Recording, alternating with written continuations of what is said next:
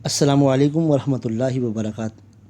میرے بہت ہی عزیز طلباء، آپ سب کے علم ہے کہ ہم مسلسل محاورات پر مشق کر رہے ہیں، اور آج کے لیکچر میں ہم نے 10 سے 11 محاورات آپ کو پڑھائے۔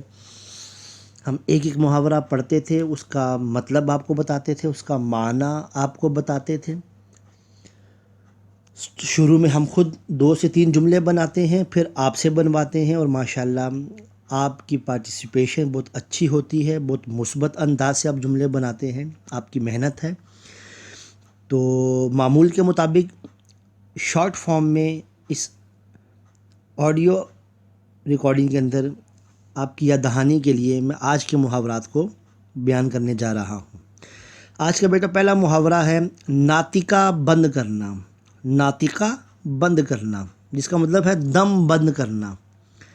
آپ کہہ سکتے ہیں کہ کارگل کے محاذ پر ہمارے جوانوں نے دشمن کا ناطقہ بند کر دیا۔ کارگل ایک جنگ ہوئی تھی ہماری انڈیا سے، اس کی ایک ہسٹری ہے پوری، آپ نے پاکستان اسٹڈیز میں اس کو ضرور پڑھیں گے انشاءاللہ۔ اگلا محاورہ ہے ناک میں دم کرنا، بہت زیادہ تنگ کرنا۔ چھٹی کے دن بچوں نے شور مچا کر گھر والوں کا ناک میں دم کر دیا۔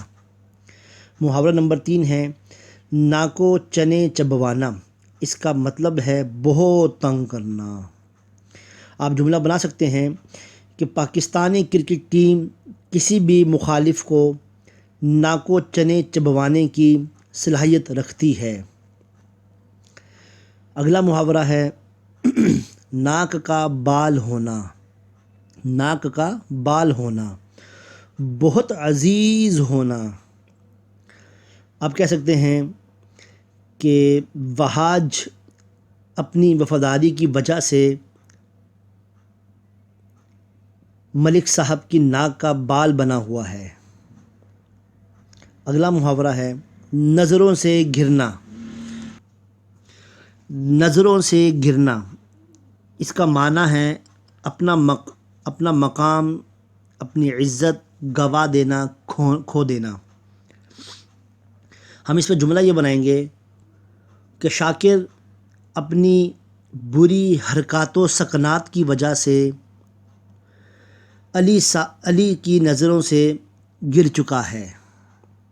اگلا محاورہ ہے نظر میں جچنا۔ نظر میں جچنا، اس کا مطلب ہے، اس کا معنی ہے اچھا لگنا۔ آپ جملہ بنا سکتے ہیں کہ امالہ کمال کی نئی گاڑی کا رنگ نور العین کی نظر میں خوب جچا۔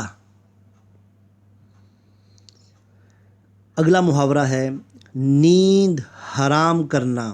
نیند حرام کرنا، اس کا معنی ہے سوتے میں تنگ کرنا۔ سوتے میں تنگ کرنا۔ ہمارے پڑوسیوں نے رات بھر خوب بلند آواز سے گانے بجائے اور ہمارے سب گھر والوں کی نیند حرام کر دی۔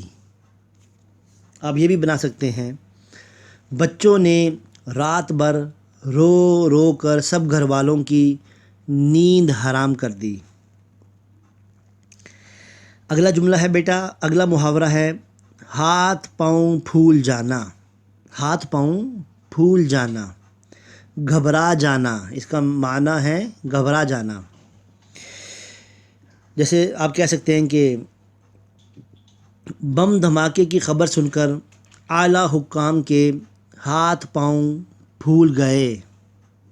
آپ یہ بھی بنا سکتے ہیں کہ حامد خان نے سامنے سے آتے ہوئے سانپ کو دیکھا تو اس کے ہاتھ پاؤں پھول گئے۔ اگلا ہمارا محاورہ ہے ہاتھ پر ہاتھ دھرے بیٹھنا۔ ہاتھ پر ہاتھ دھرے بیٹھنا، اس کا معنی ہے فارغ رہنا۔ فارغ رہنا۔ ہاتھ پر ہاتھ دھرے بیٹھنے والے کبھی کامیاب نہیں ہوتے۔ ہاتھ پر ہاتھ دھرے بیٹھنے والے کبھی کامیاب نہیں ہوتے۔ اس محاورے پر میں نے آپ سے تفصیلی گفتگو کی تھی آن لائن کلاس میں، آپ وہ ذہن میں رکھیے گا۔ اگلا محاورہ ہے ہاتھ پاؤں مارنا۔ ہاتھ پاؤں مارنا، ہاتھ پاؤں مارنے کا مطلب یہ نہیں ہے کہ زور زور سے لڑائی ہو تو ہاتھ مار رہے ہیں پاؤں مار رہے ہیں، نہیں۔ ہاتھ پاؤں مارنے کا مطلب ہے کوشش کرنا، کوشش کرنا۔ آپ کہہ سکتے ہیں کہ محمد منیب نے جب ایم اے کی ڈگری حاصل کی تو نوکری کی تلاش میں خوب ہاتھ پاؤں مارے، یعنی بہت زیادہ کوشش کی۔ آپ یہ جملہ بھی بنا سکتے ہیں کہ عبد الرحمن نے قرض حاصل کرنے کے لیے بہت ہاتھ پاؤں مارے مگر بے سود، یعنی کوئی فائدہ نہیں ہوا، مگر بے سود۔ تو بیٹا یہ آج کے جملے تھے، جو ہم آج کے محاورے تھے، اس کا معنی اور اس کے جملے آپ کے سامنے بنائے۔ یہ ریکارڈنگ آپ کی یاد دہانی کے لیے ہے، تاکہ آپ سنیں اور آپ کے ذہن میں وہ جملے آئیں اور آپ اس پہ محنت کریں۔ اللہ تعالیٰ آپ سب کو صحت دے، تندرستی دے، خوش و خرم رکھے، والدین کو صحت دے، آپ کو تعلیم میں آگے رکھے اور آپ کے مستقبل کو روشن رکھے۔ آمین ثم آمین، والسلام۔